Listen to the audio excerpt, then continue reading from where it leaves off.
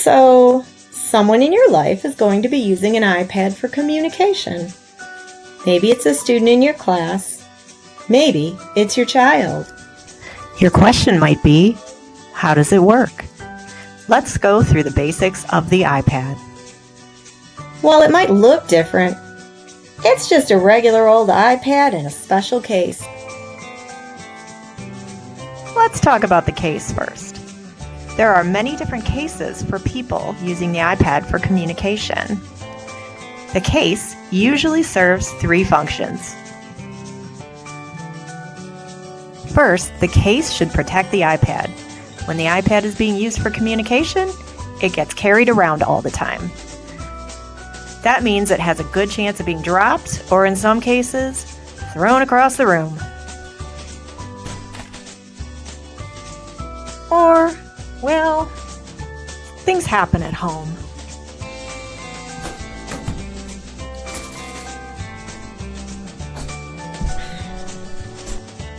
Second, the case should allow the iPad to be carried around. If it isn't easy to carry, the student won't want to carry it and thus won't use it. Third, it should amplify the sound. When you're in a noisy restaurant, it can be really hard to hear the voice from the communication app if you're just using the iPad speaker. A case with an amplifier should be loud enough to hear in most environments. Hey. This is a Go Now rugged case from the Attainment Company. There are lots of other cases out there. Each child is different and has different needs. Ask your child's speech-language pathologist for a recommendation. Now let's talk about the iPad itself.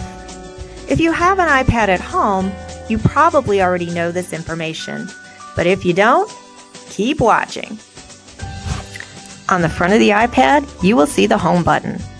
You press the Home button to get to the iPad home screen.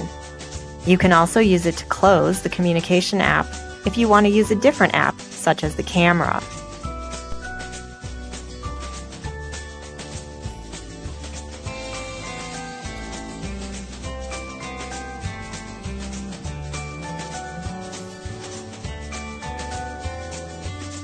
Flip over the iPad. At the top left corner, you will see the power button. You press it to turn the iPad on and off. Once you press it, you will see the Apple logo followed by the home screen, showing the apps on the device.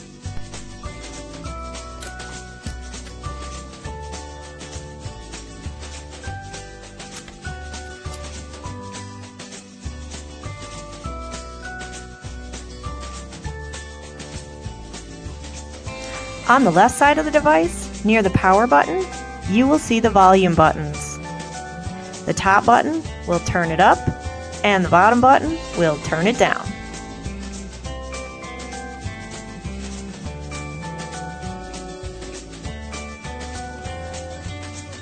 This app works best when the screen is horizontal, so you might want to lock the screen. Touch your finger near the upper right corner of the screen and swipe down. It might take a couple of tries to get it to work. Now you should see the control panel. Touch the lock icon to lock the screen.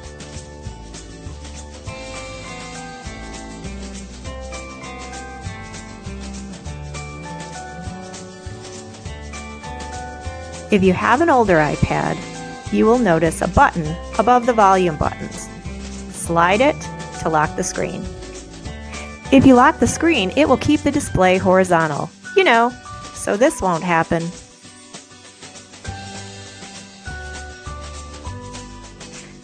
We will be using the TouchChat app today, but there are lots of other communication apps out there.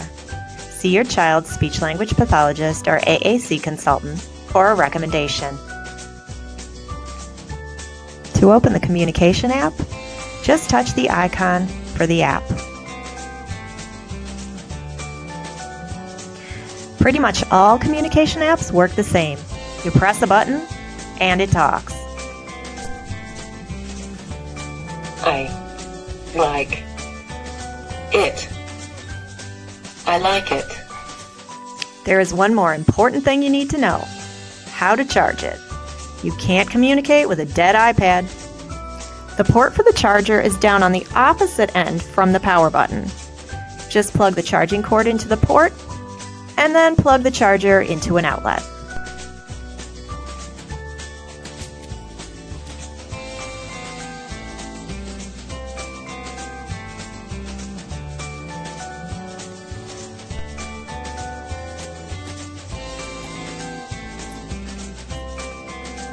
Teachers, please make sure the iPad is charged and ready to go.